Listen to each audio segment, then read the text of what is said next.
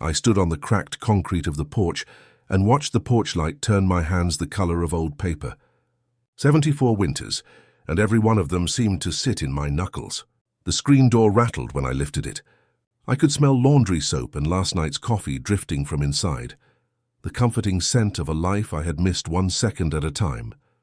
I knocked, then rested my palm against the cool frame like the wood might remember me if Emily didn't. The lock clicked. The door opened. A woman, my little girl grown tall, stared at me, grey ash of evening on her cheeks, a soft cardigan, bare feet on the hardwood. Her eyes were the eyes Mary used to have when she was reading late, focused, cautious, tender and tired. "Can I help you?" she asked.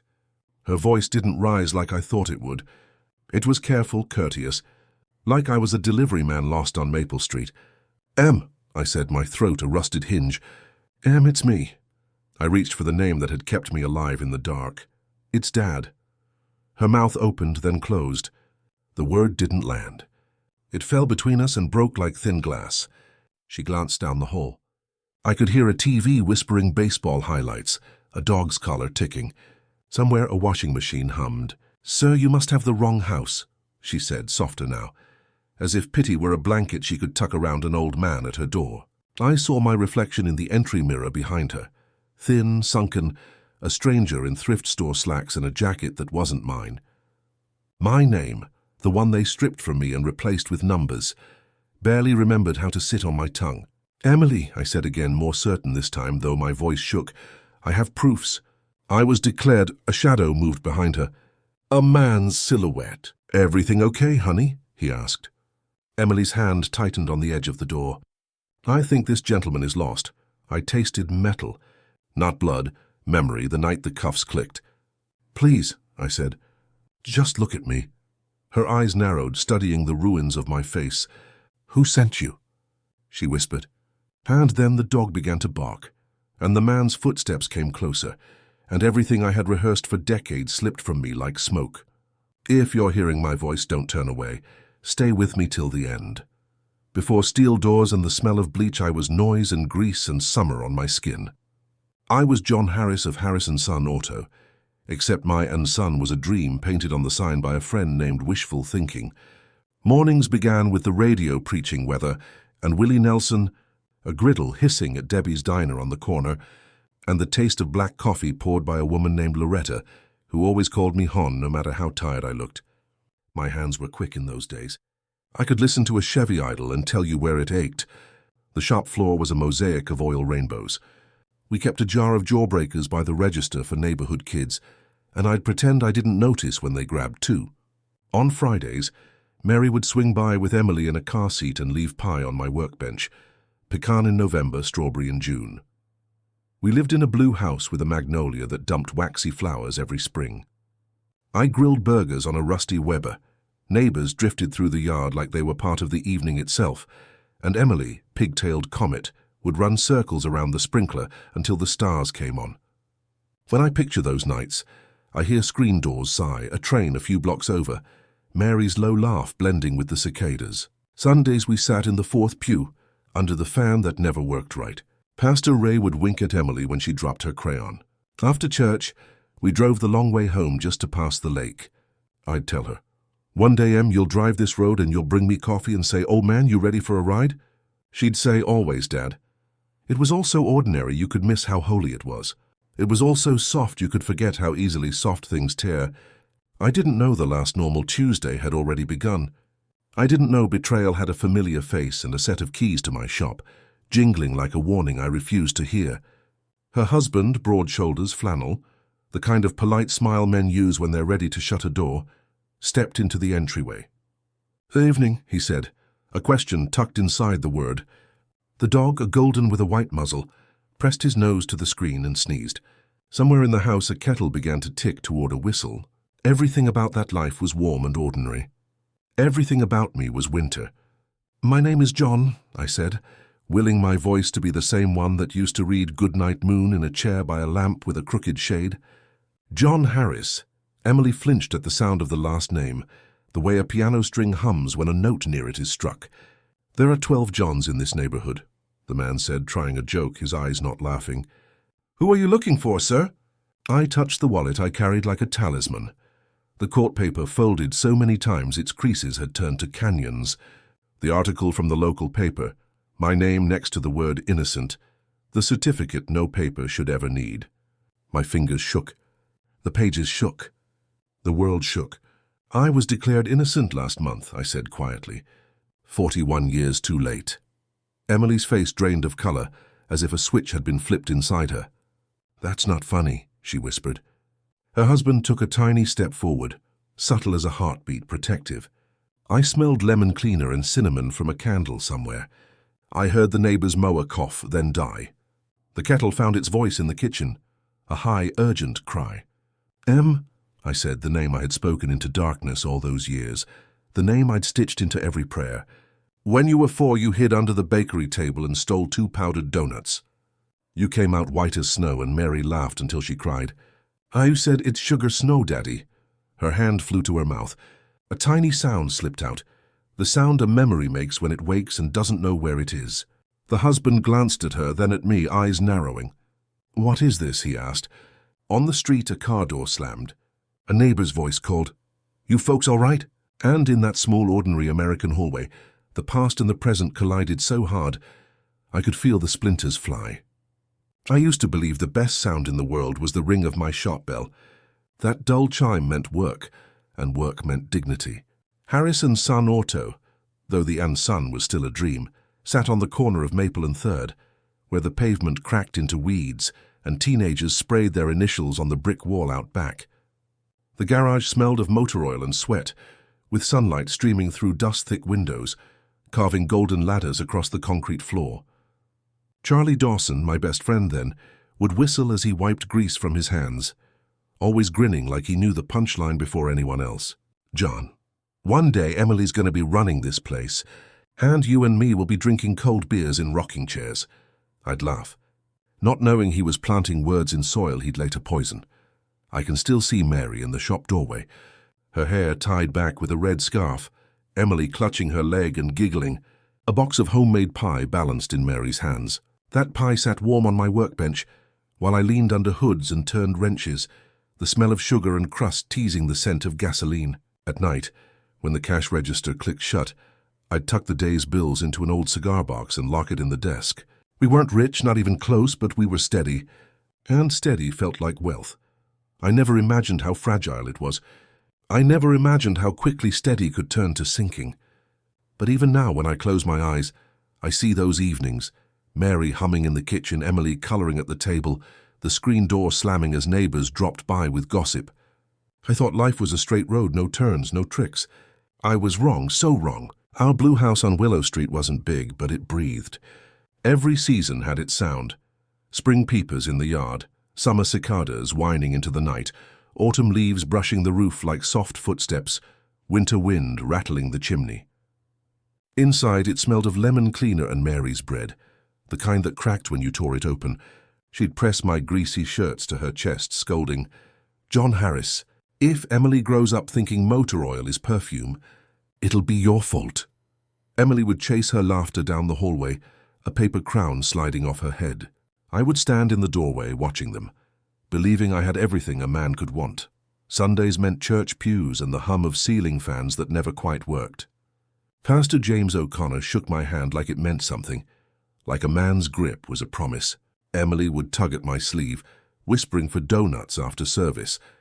We'd stop at Betty's bakery, powdered sugar dusting our shirts, Mary laughing until tears came when Emily licked frosting off her nose. These were the days people never write headlines about. Quiet days, golden days, the kind of days you think will multiply forever. I didn't know each smile was a coin I should have hoarded, each laugh a treasure I'd be forced to spend slowly in the dark, because when the gavel came down and bars closed around me, those memories were all I had left. They were the only light I could carry into the black, and even that light, I would learn, could flicker.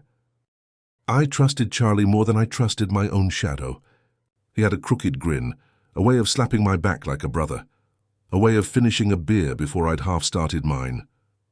We're family, he'd say, clinking bottles, his eyes glinting in the low bar light. We fixed cars side by side, lent each other $20 without a second thought, held our daughters on our shoulders at the county fair. If Mary ever worried about how often he showed up at dinner, she never said.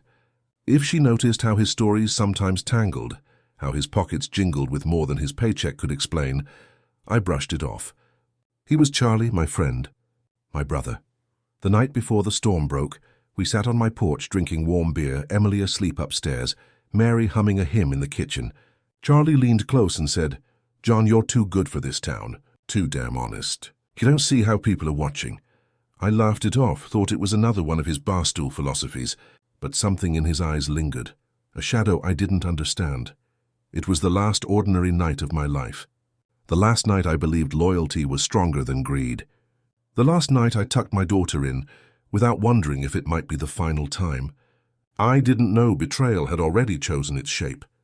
I didn't know it wore Charlie's grin, and when the phone rang the next morning, dragging me into the beginning of my nightmare, I couldn't imagine how that sound would echo for 41 years. It was late August, heat still clinging to the pavement like sweat on skin. I remember the night by the sound, sirens cutting through the stillness sharp as blades. I had just set Emily to bed, her voice fading with a lullaby Mary hummed under her breath. Then the phone rang. My neighbor, old Mrs. Turner, her voice quivering. "John, they say someone shot up Murphy's gas station. 2 dead already. Lock your doors." I pressed the receiver tight, feeling my chest turn to stone. Murphy's was where I bought my morning coffee, where I'd teased young Billy Murphy about his lousy aim in Little League. To picture blood on that tile floor, glass shattered over the cooler aisles, it didn't fit. I stepped onto my porch and the town was alive with chaos. Engines revved, red lights strobing across the magnolia tree, radios barking coded words I couldn't understand. The smell of burnt rubber hung in the humid air.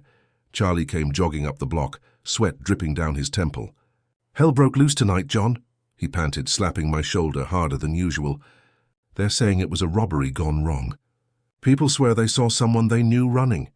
His eyes held mine a little too long. I didn't notice then. I just shook my head. "This town's lost its mind," I muttered. I had no idea those words would come back to choke me. That same night, as I rocked on the porch, watching police scatter like ants, a shadow already pointed its finger in my direction. The lie had begun to crawl. By morning, whispers turned into sermons. The town wasn't big. Rumors could travel faster than sirens. At Debbie's diner, men hunched over their eggs, swore they'd seen me near Murphy's. At the hardware store, women said I'd been short on cash lately, that maybe the bills got too heavy. It didn't matter that Mary and I never missed a mortgage, that my shop ledger balanced down to the penny. One story, told loud enough, drowned out truth. Detective Wade knocked on my shop door before noon, his badge flashing in sunlight, eyes already carrying judgment. "John Harris, need to ask you a few questions." His voice wasn't curious. It was certain.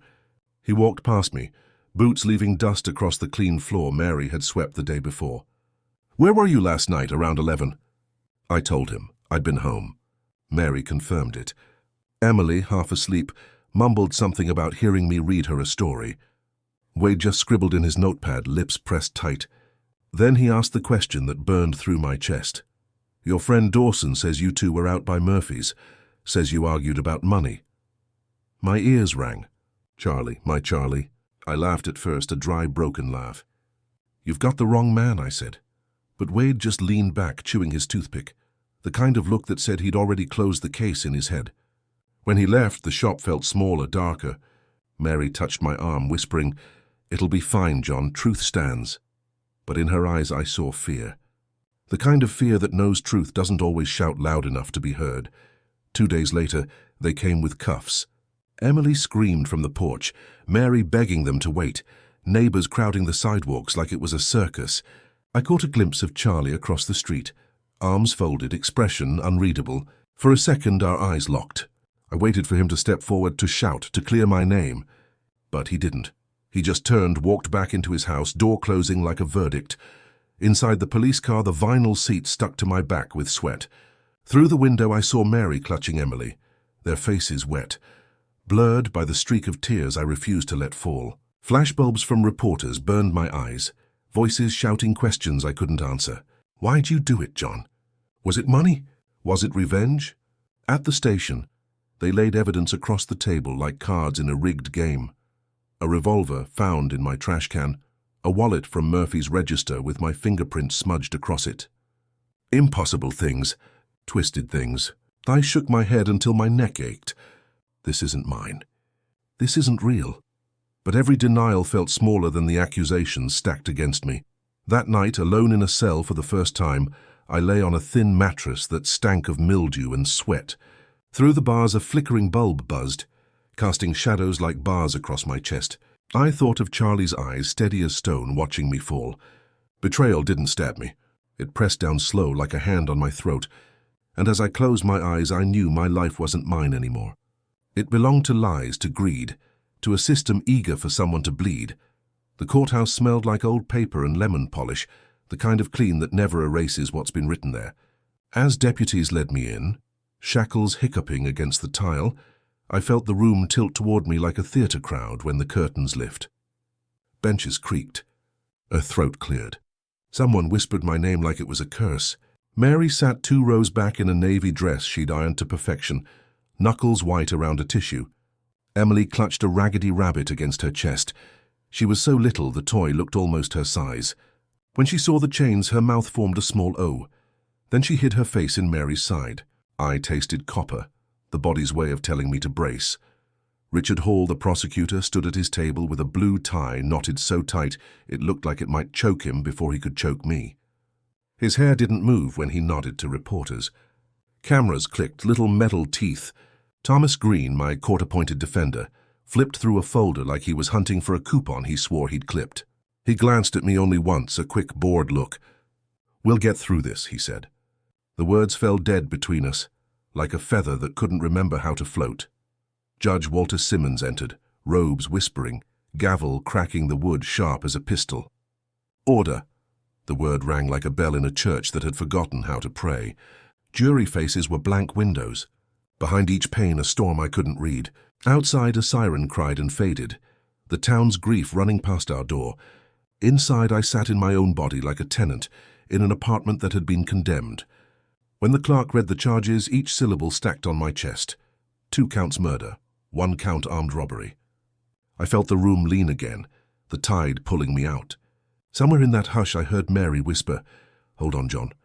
I closed my eyes and the chains hummed against the bench, waiting for the show to start. Hall smiled the way a man smiles when the answer key is already in his pocket. He paraded witnesses like floats down Main Street. Officer Bradley Cooper first, boots polished to a mean shine. He held up the revolver in a plastic bag. "Recovered from Mr. Harris's trash," he drawled, and the jurors leaned closer as if the gun could speak. Green didn't ask who found it, or why fingerprints were only partial where they should have been clear. He just said, "No questions." The words scraped my nerves. "No questions." Then came the wallet from Murphy's register.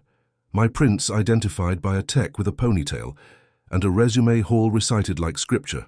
I wanted Green to say what we both knew, that half the town bought coffee there, that I handed Billy Murphy singles and fives every morning, that a print on a wallet in a store I visited daily meant nothing.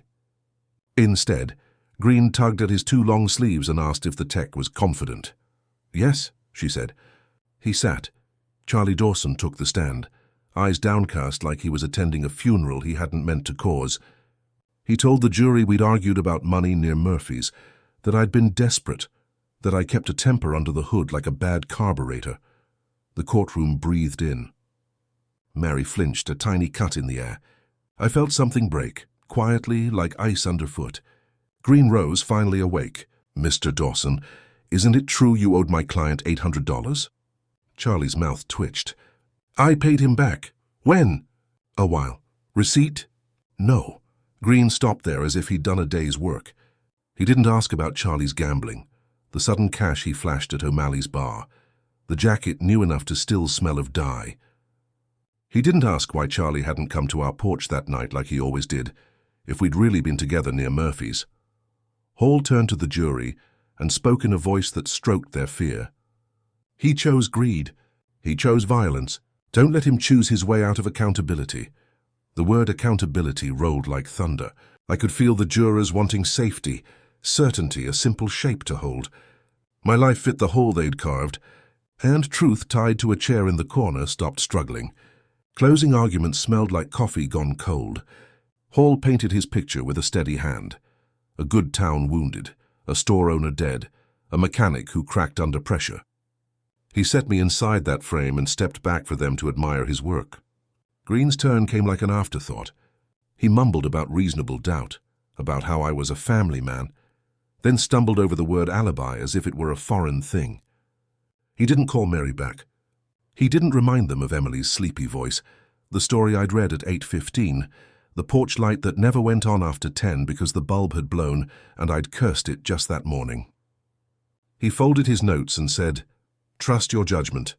I watched 12 strangers pick up a life they didn't know and weigh it like fruit in a market." We waited. The clock's second hand scratched the room into strips. Mary squeezed her tissue until it split.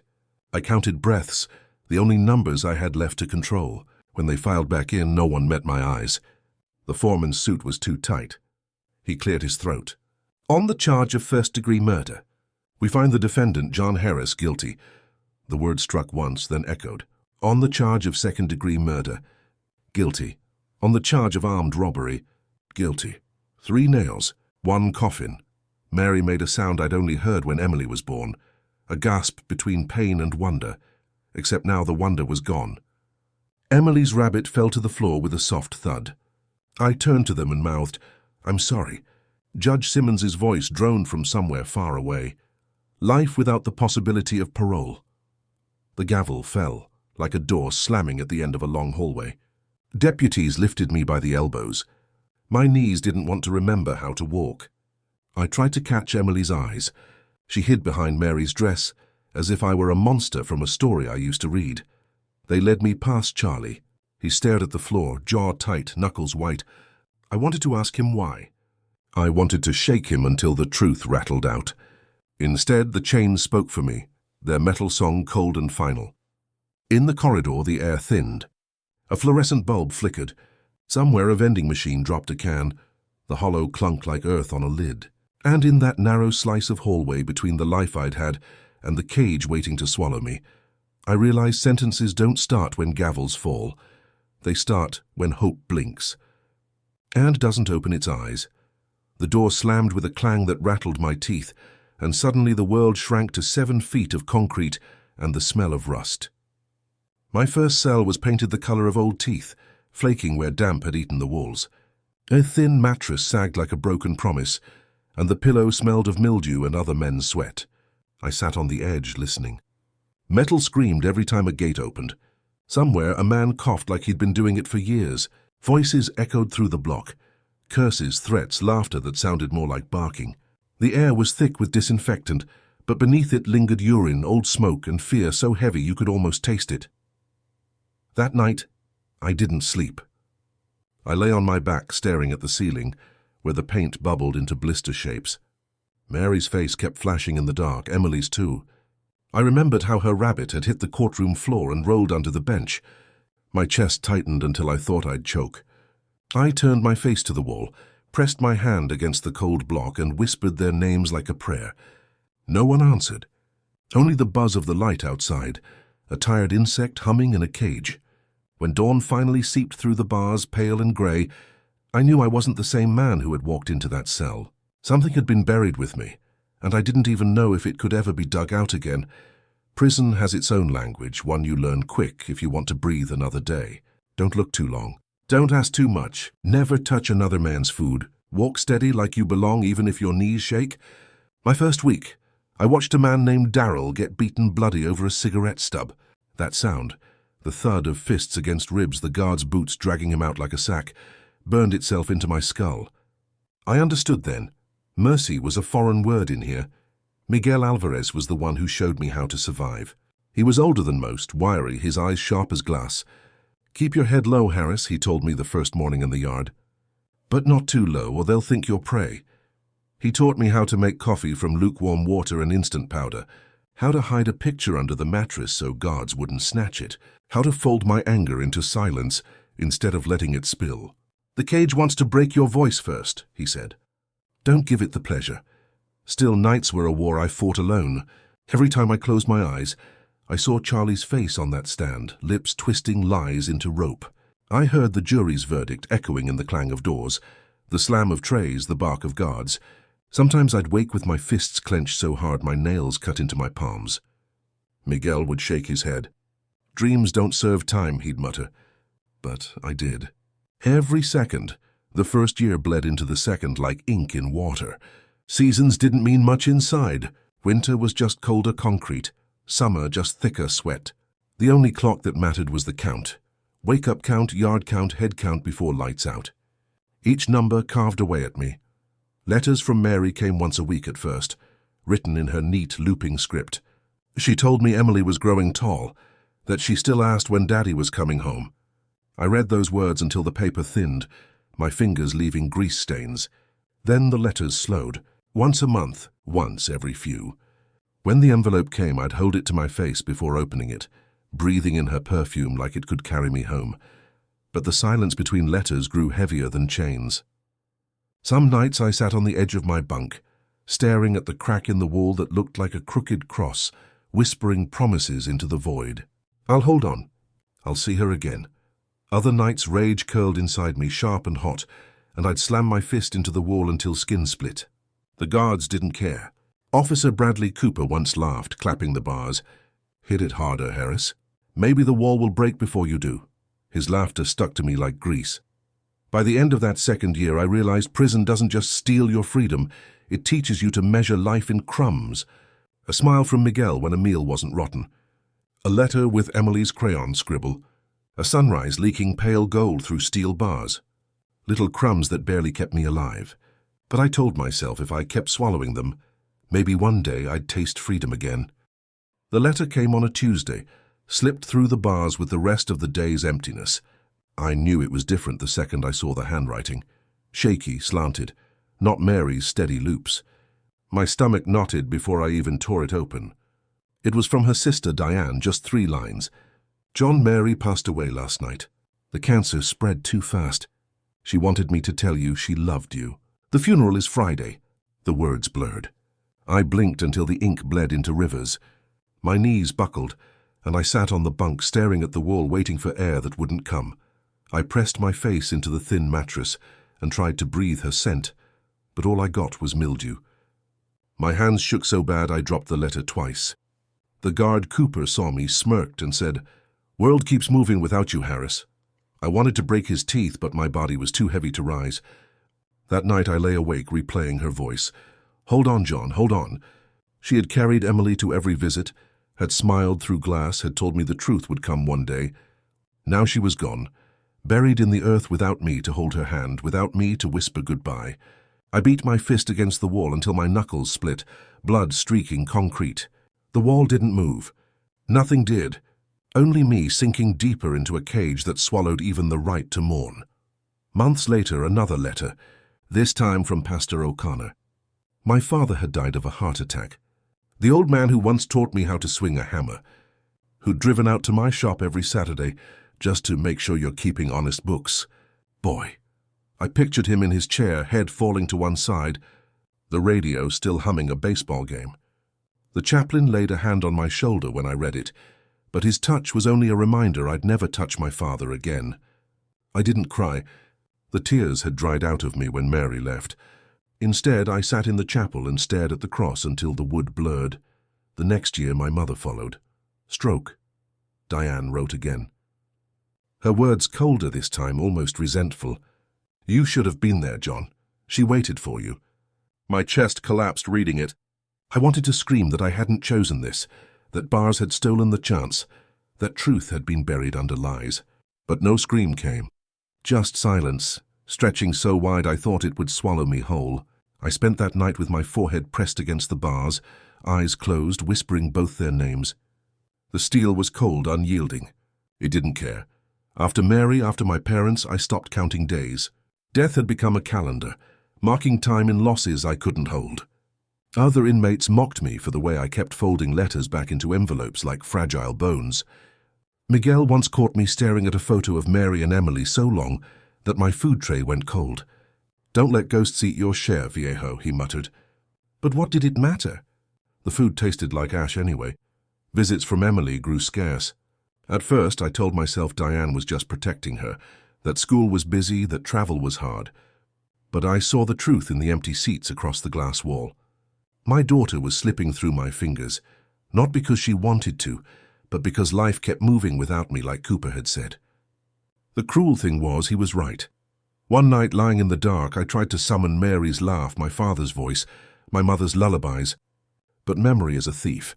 It erases even as it gives.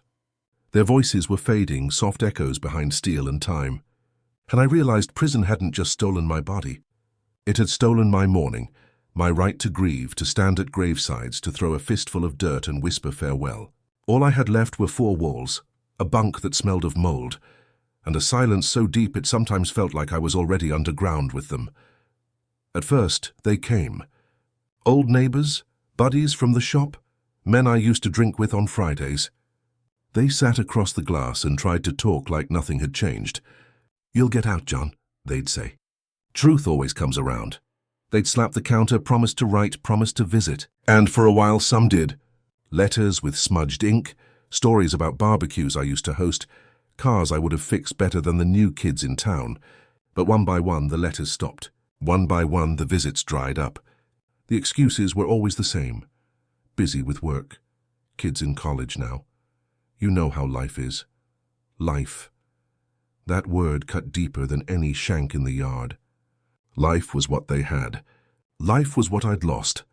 By the 10th year, no one from the outside except Diane showed her face. She'd sit stiff, her lips thin, her eyes cold. "Emily's growing," she'd say as if describing weather. She never brought pictures.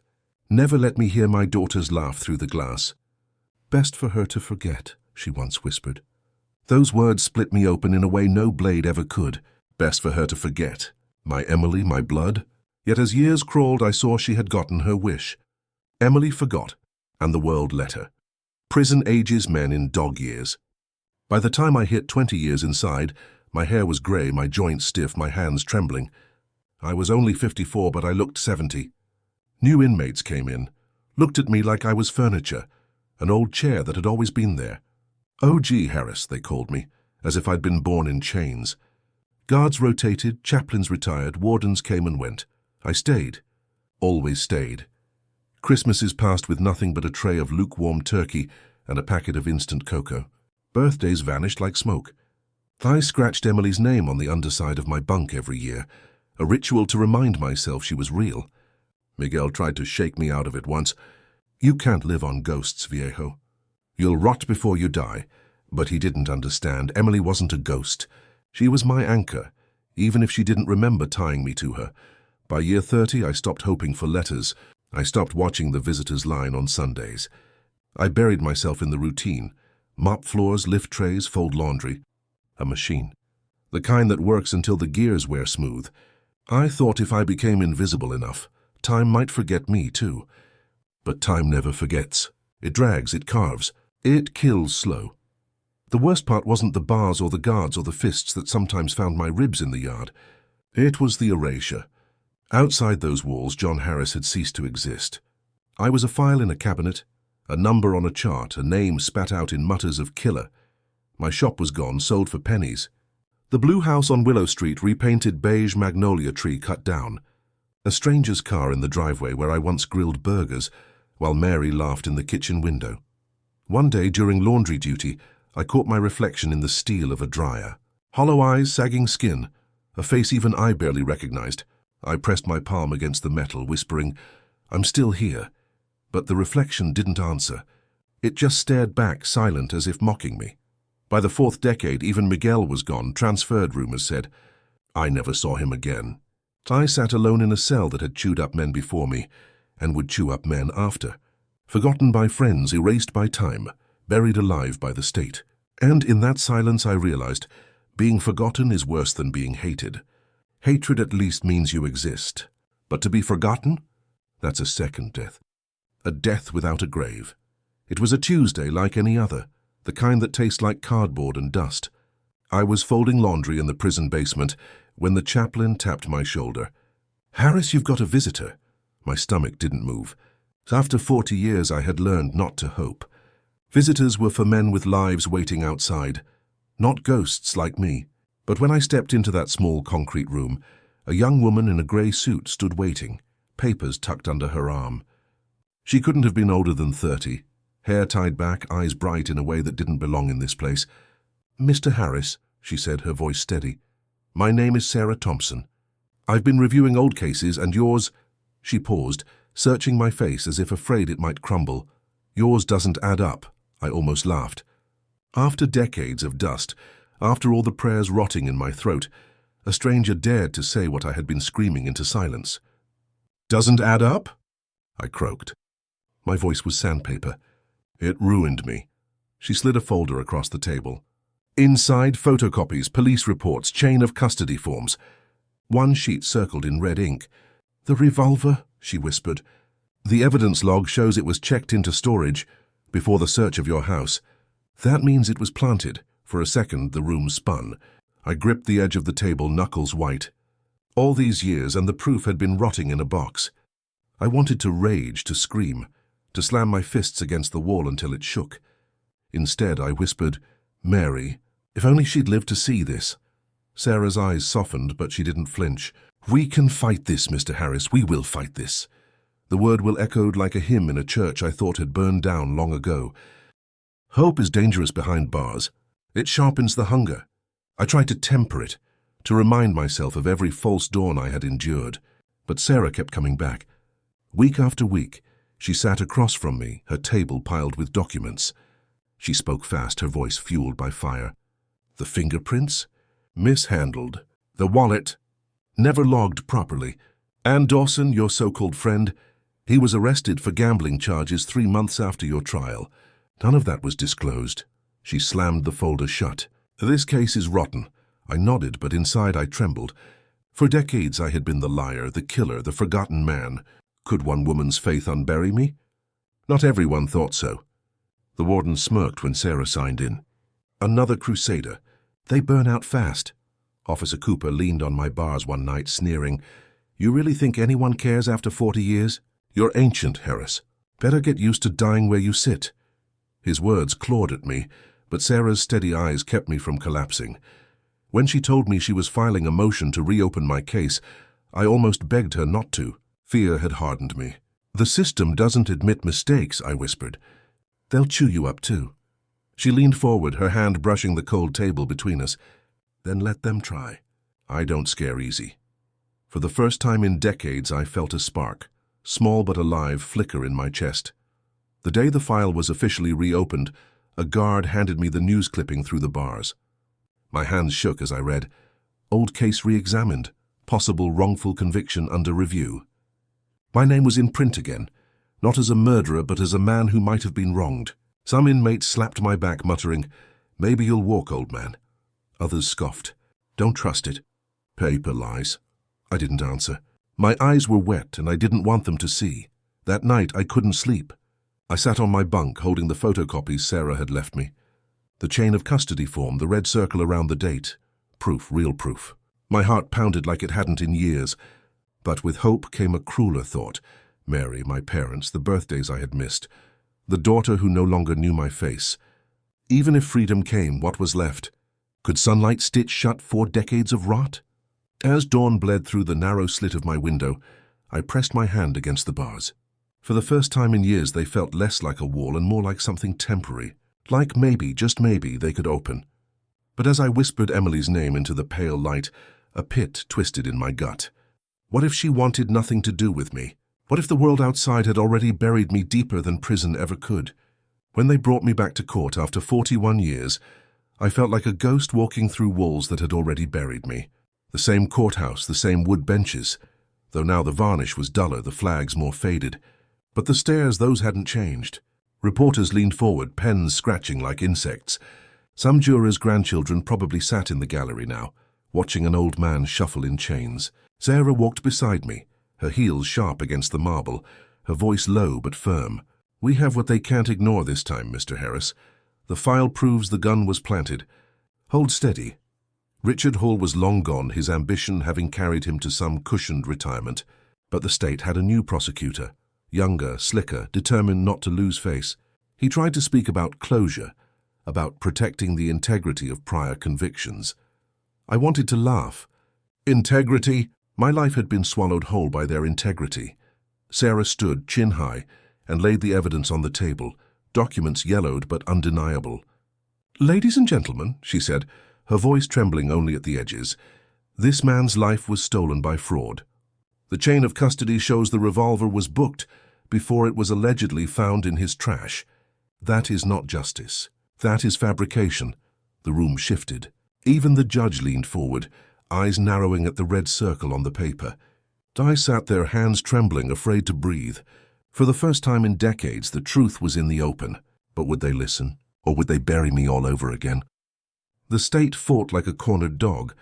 They called old officers to the stand, men with silver hair and bitter eyes who swore their memories were clear. Officer Cooper, older now but still cruel in his smirk, insisted the gun was mine. "I remember pulling it from his trash myself," he lied, his voice firm. Sarah rose like a storm.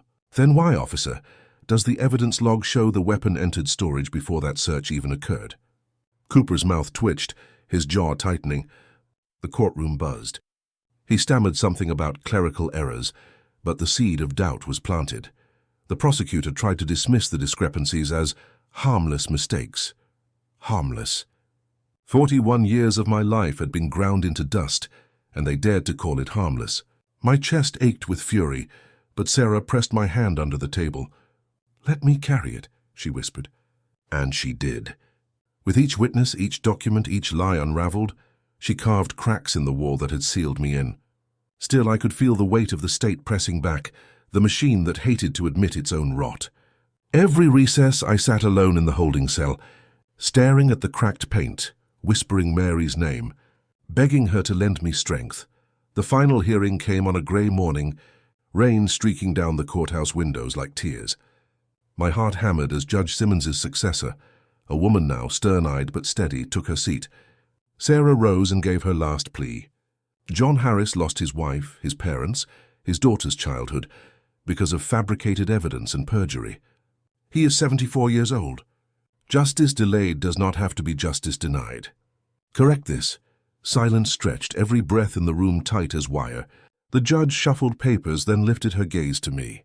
"Mr. Harris," she said, her voice echoing in the stillness, "this court finds your conviction was wrongful. You are hereby declared innocent." The words struck like lightning. For a moment I didn't move, didn't breathe. Reporters scribbled, cameras flashed, people gasped. My hands shook as if they belonged to someone else. Innocent, innocent after 4 decades. Sarah squeezed my shoulder, tears bright in her eyes. But as deputies unlocked my chains, I felt no triumph. Only hollowness. Mary was gone. My parents were gone. Emily was grown, a stranger somewhere in the world. The doors were opening, yes, but to a life I no longer knew. As I stepped into the rain, drops sliding cold down my face, I whispered to myself, "What now?" And the silence of the world answered back, "Everything you lost." They handed me a cardboard box with my name scrawled in marker, my belongings.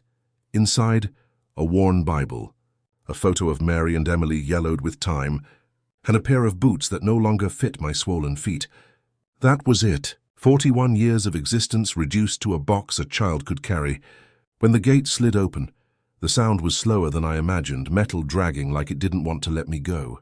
Rain was falling steady, soaking the gravel, making the world smell of mud and rust. I stepped across the threshold, one foot then the other, and felt the weight of air without bars. Free air, it should have tasted sweet. Instead, it choked me. Flashes exploded. Reporters crowded, microphones shoved toward my face. "Mr. Harris, how does it feel to be free? Do you blame the system? What will you do now?" Their voices blurred, questions piling over each other like traffic at a broken light. I wanted to scream, "I don't know. I don't know how it feels. I don't know what to do." So instead, I lowered my head, the rain dripping off my hair, and kept walking. Sarah shielded me with her arm, her voice sharp. "No questions today. Give him space." But there is no space for a man who comes back from the dead. The world wants to consume you, chew your story for headlines, spit you out again. They put me in a car, my first ride without shackles in decades. I sat stiff in the back seat, hands folded in my lap like I was still cuffed. Streets rushed by, neon signs buzzing, fast food wrappers blowing across intersections. The world had changed without me. Gas stations with touchscreens, kids with glowing phones pressed to their faces, buildings taller, glassier, colder. My reflection in the window looked like a ghost hovering above it all. Sarah drove, glancing at me in the mirror. "We can take you to a halfway house, or—" She hesitated. "Or if you'd like, I can reach out to your daughter." The word daughter made my chest cave in. Emily, my little girl who once clung to my leg and called me Daddy. Now a woman in her 40s, who hadn't seen me since she was barely out of kindergarten. Would she want me? Would she even remember me? "Yes," I whispered. My voice cracked. "Find her." Sarah nodded, her jaw set. We passed a playground. Children laughed, chasing each other through the drizzle. For a heartbeat, I saw Emily among them, pigtails flying, powdered sugar on her cheeks. Then the image dissolved into strangers. My eyes burned. Freedom was supposed to be light, but all I saw were shadows of the life I could never get back. That night, they gave me a motel room near the highway. A real bed, a hot shower, a TV remote that felt heavier than the Bible I'd carried. I turned it on, flipping through channels, and felt lost. The news anchors looked younger than Emily would be. The music on the radio sounded like static. Even the food, greasy burgers, fries in paper bags, tasted foreign. I sat at the edge of the bed, chewing slowly, wondering if my body even remembered what freedom felt like. I opened the Bible, the photo tucked inside. Mary smiling, Emily in her lap, a moment frozen from a lifetime ago. My hands shook. "I made it out, Mary," I whispered into the motel's stale air. "But I don't know where to go now." The hum of traffic outside was constant, cars rushing toward futures I couldn't imagine. Mine had been stolen, gutted, replaced with an emptiness that pressed against my ribs. I should have felt joy. I should have felt triumph. Instead, I felt like a man standing at the edge of a field watching smoke rise from what used to be his home. Free, yes. But free to what? To loneliness? To a daughter who might slam the door in my face. I closed my eyes, listening to the rain tap against the window, and waited for morning. Sarah found her. Emily Harris, 43 years old, married, 2 children, living just 2 towns over, in a house with white siding and a magnolia tree that looked too much like the one we once had. My heart hammered as we drove there, the road blurring past like a film running too fast. Sarah offered to come inside to explain, but I shook my head. This was mine to face. This was a moment I had dreamed about in the dark, turning it over and over like a stone in my hand, polishing it until it glowed.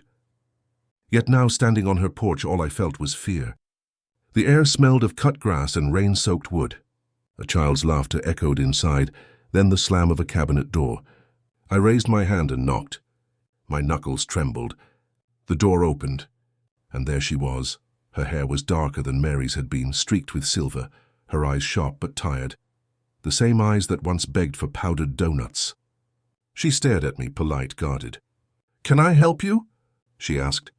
My throat clenched. I whispered, "Emily." "It's Dad." The word tasted strange, too heavy after decades of silence. She blinked, confusion tightening her features. "I'm sorry. Do I know you?" The sentence sliced through me. My daughter. My flesh and blood. And she looked at me as if I were nothing but a stranger. Behind her, a man's voice called out, "Who is it?" Footsteps. A tall man appeared, her husband, I guessed. His arm slid protectively around her shoulders. He looked at me the way you look at someone selling lies at the doorstep. Suspicion. Distrust. The family dog barked from deeper in the house, nails scratching against wood. "Emily," I said again, louder now. "When you were 4, you hid under the bakery table and came out covered in sugar. You called it sugar snow." Mary laughed until she cried. "Do you remember?" For the first time, her expression cracked. Her hand lifted to her mouth. A flicker, a memory. But then her husband's voice broke the air.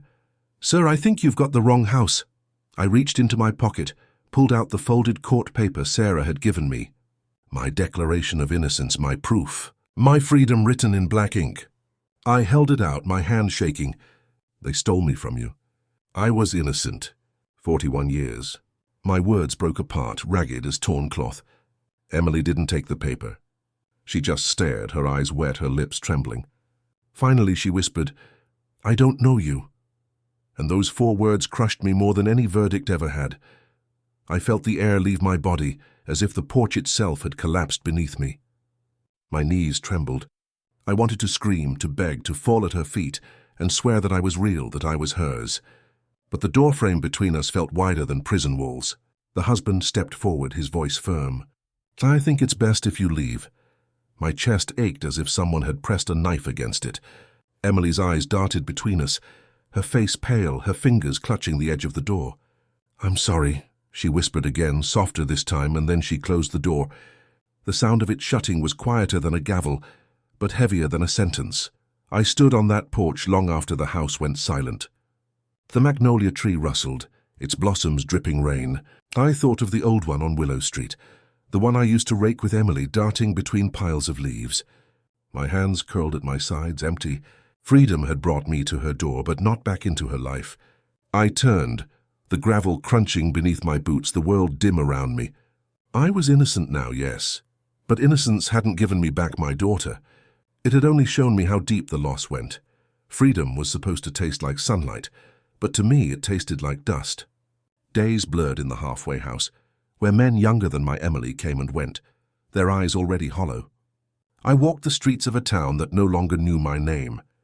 The diner was gone, replaced by a chain coffee shop that smelled of burnt beans instead of bacon grease. My old shop had been gutted, turned into a boutique with shiny windows and pastel dresses in the display. The blue house on Willow Street? Beige now, the magnolia tree cut down, strangers grilling on the porch I once built with my father. Every step outside reminded me I had been erased. Declared innocent, yes, but innocence didn't return birthdays, didn't return Mary's touch, didn't return Emily's laugh. I wandered through freedom like a ghost among the living. Nights were the worst. I lay on a real mattress, softer than any I'd had in 40 years, and still I couldn't sleep. The silence pressed too hard. In prison there was always noise, shouts, clanging bars, guards barking orders. Out here silence had weight, and in that weight memories screamed.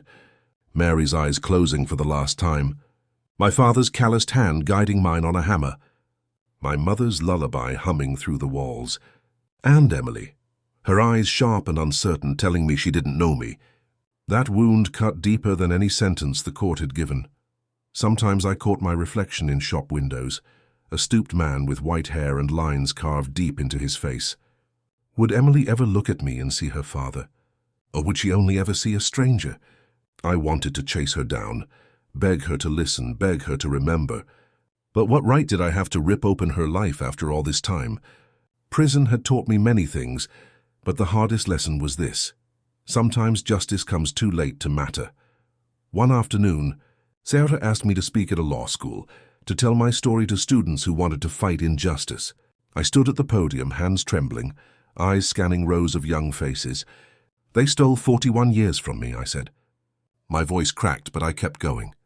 41 birthdays, my wife's last breath, my parents' funerals, my daughter's childhood. They gave me back freedom, but freedom this late is a shell, empty. The room was silent. Some students wiped their eyes. I swallowed hard. If you remember anything, remember this. Silence is how injustice grows. Don't let men like me rot while the world looks away. When I left, the students clapped, their voices rising. But applause doesn't stitch wounds. Applause doesn't bring back time. I walked out into the evening. The sky bruised purple and felt the air on my face. Free air, heavy air. My life was mine again, but so much of it was gone that it felt like ashes in my hands. I whispered Mary's name, Emily's, my parents', and let the names drift upward. They were all I had left. A man declared innocent, yet still carrying a prison no bars could contain.